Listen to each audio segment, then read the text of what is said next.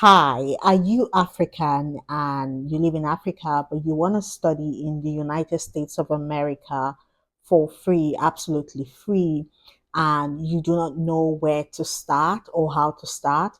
Then you want to grab a chair and sit down and join me in this series as I walk you through from the start to finish.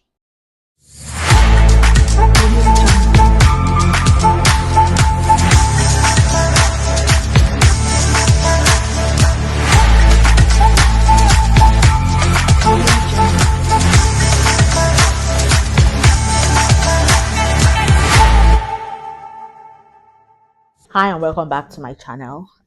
In this particular episode, I'm going to be talking about crafting a competitive resume or CV, your graduate school CV, what to include and what to leave out. There's a difference between a resume and a CV. A resume is usually in response to a particular call, and a resume is you have a call for something, so you create a resume that is tailored for that particular thing. But a CV is different. A CV is not usually particularly tailored as much as a resume for that role, but it just kind of chronologically talks about your life, your history, or where you're coming from. For most graduate school, they request for a CV, not a resume, right?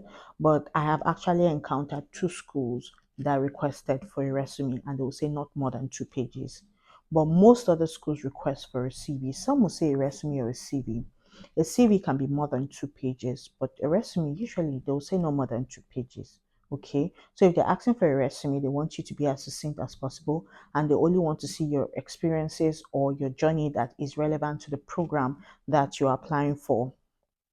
So it's important to know the difference. When you're doing your CV, some key sections you want to include are your contact information. Very important you put it there, but don't put your date of birth. And it's not necessarily to put your picture.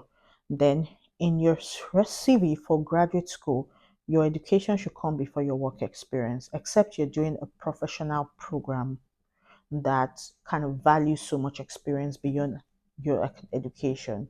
So you want to put your education next, and then um, you want to put your work experience. Education is different from training. So you can put your education, that's academic degrees, and then your experience, then you can put trainings. Or some people tend to put education and training together. It's fine. So when you put your experience, then you want to put in your skills. And then also when it comes to skill, right? Your skill can be, you might want to put your skill um after your education or before your education, depending on what the graduate school is calling for. If you're doing something like a technical program like computer science that's talking about having strong technical skills, you want to put your technical skills, you want to put your skills above and maybe even put links to your project there before after your education or before your education, right? So you know what you're looking for. Publications is an it's a make it's optional. If you don't have one, you don't have to. For me, before I came for my master's, the publications I have were media publications, not journal or academic publications. So I put them in there. Volunteering experience. I'm going to share a template um, with this video.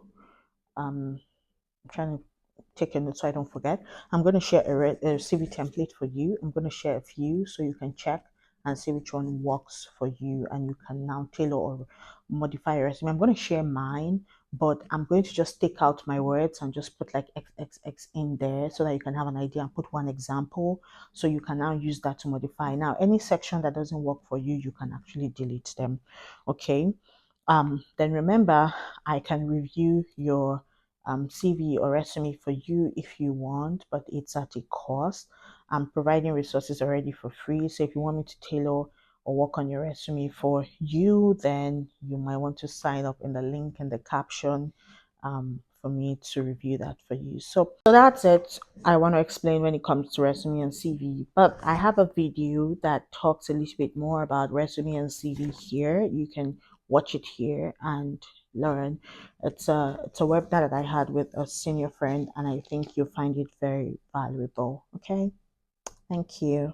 Let's go to our next lesson where we're going to be talking about letters of recommendation.